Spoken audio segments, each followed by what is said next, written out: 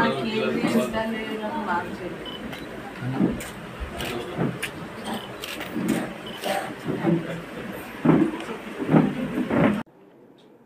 కింద మన ప్రమోద్ కుమార్ అనే సిసిఎస్ కానిస్టేబుల్ను అతను విధి నిర్వహణలో చేస్తున్నప్పుడు అతని పైన కత్తితో దాడి చేసి చంపినటువంటి సంఘటనకు సంబంధించి ఆ ఫ్యామిలీని పలకరించేందుకు పరామర్శ చేసేందుకు అని చెప్పి ఇక్కడికి వచ్చినాను. ఇంటెలిజెన్స్ అడిషనల్ డీజీ విజయ్ కుమార్తో కలిసి వారి ఫ్యామిలీకి వాళ్ళ ఉదయమే గౌరవ ముఖ్యమంత్రి రేవంత్ రెడ్డి గారు పోలీస్ కమెమరేషన్ స్మారక పరేడ్లో వారికి అందజేసినటువంటి ఎక్స్గ్రేషియా ₹1 కోటి, అట్లానే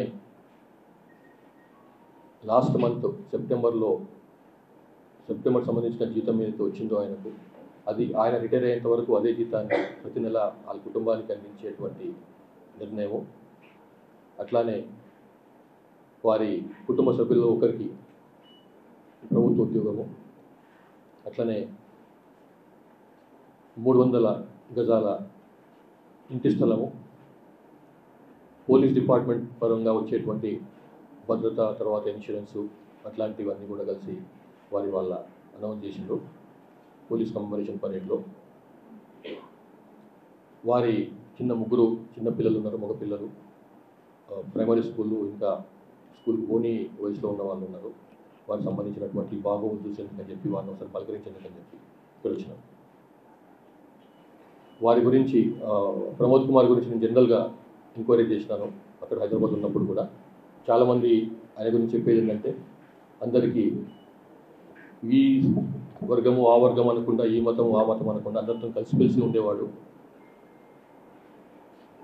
ఒక తలలో నాలుకలాగా ఉండేవాడు, అసలైన పోలీస్ ఆయన. మంచి కష్టాలు ఉన్నప్పుడు ఆదుకునే type.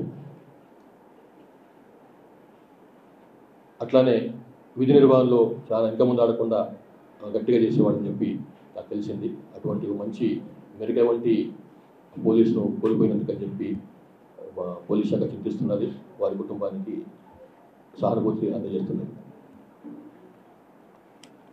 So thank you very much.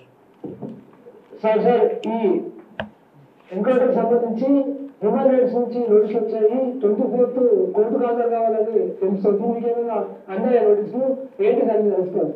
ఇప్పుడు అది ఒకటి ఆల్రెడీ ఆ కేసులో ఇన్వెస్టిగేషన్ మొదలైంది. నిన్న సాయంత్రమే ఇందులో జ్యుడిషియల్ మేజిస్ట్రేట్ గారు ఇంక్వెస్ట్ చేసిండ్రు, పోస్ట్ మార్టం అయిపోయింది.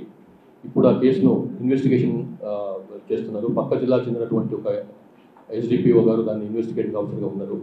కాబట్టి ఇప్పుడు ఇన్వెస్టిగేషన్ చేస్తున్న క్రమంలో మనం మాట్లాడడం సరైనది కాదు. అది ఇన్వెస్టిగేషన్ ప్రాసెస్ని ఇన్ఫ్లుయెన్స్ చేసినట్టు అవుతుంది. కాబట్టి దాని గురించి మాట్లాడడం ఏం లేదు. సార్ డీజీపీ సార్, ఇప్పుడు ఒక ప్రాంతాల్లో తరచుగా కత్తిపోట్లు జరుగుతూనే ఉన్నాయి సార్. కొంచెం ఆ ప్రాంతం పైన దృష్టి పెట్టాలి. అక్కడనే ఈ ఇబ్బంది ఎక్కువగా ఉంది సార్. ఓకే అండి, అది పాయింట్ నోట్ చేసుకున్నాము. అది సిపి గారికి చెప్తాను, సిపి గారు కూడా నోట్ చేసుకున్నాం. ఇప్పుడు అదంతా ఇన్వెస్టిగేషన్లో భాగం అండి. ఇప్పుడు చెప్పినా ఎంతమంది చెప్పినాం కదా, అది ఇక దాని గురించి మాట్లాడడం లేదు. ఇన్వెస్టిగేషన్లో మాట్లాడితే అది వారిని ప్రభావితం చేసినట్టు అవుతుంది. Thank you. తెలంగాణలో మావోయిస్టులు వర్షం లొంగిపోతున్నారు. ఇంకా ఎంతమంది ఉన్నారు సార్? వాళ్ళకి ఏం చెప్తున్నారు? ఇవాళ ఉదయం కూడా సీఎం గారు చాలా గౌరవ ముఖ్యమంత్రి గారు ఓపెన్గా వారికి వెల్కమ్ ఆఫర్ ఇచ్చిండ్రు. మీరు చేసేయండి, ప్రభుత్వం ముందు ఆత్మసమర్పణ చేసుకోండి అని చెప్పి. సో మేము కూడా అదే చెప్తున్నాము. ఇంకా 65 మంది సుమారుగా మన తెలంగాణ వాళ్ళు ఇంకా యూజువల్గా ఉన్నారు. అందులో నాయకత్వ స్థాయిలో ఉన్న వాళ్ళు కూడా ఒక 40 వరకు ఉన్నట్టున్నారు. మళ్ళీ మేము మరొకసారి ఈ మావోయిస్టులకు ఆఫర్ ఇస్తున్నాము, మీరు బయటికి రాండి. మీరు పోలీసుల ద్వారా బయటకు వస్తే రావచ్చు, మీడియా ద్వారా రావచ్చు, రెవెన్యూ అధికారుల ద్వారా రావచ్చు, పొలిటీషియన్స్ ద్వారా రావచ్చు, ఏ రూపంగా వచ్చినా కానీ బయటికి రాండి అని చెప్పి మేము వాళ్ళని ఆఫర్ ఇస్తున్నాము. వాళ్ళు పట్ల ఉన్నటువంటి కేసుల విషయంలో కూడా మేము సానుభూతితో వివరిస్తాము. పోలీసుల నుంచి ఎట్లాంటి విధులు ఉండకపోయేది, బట్ వాళ్ళకి ఒక తప్పుడు అభిప్రాయం ఉంది, వేధిస్తారని చెప్పి అట్లాంటివి కూడా ఏమి ఉండవు. మీరు నిశ్చింతగా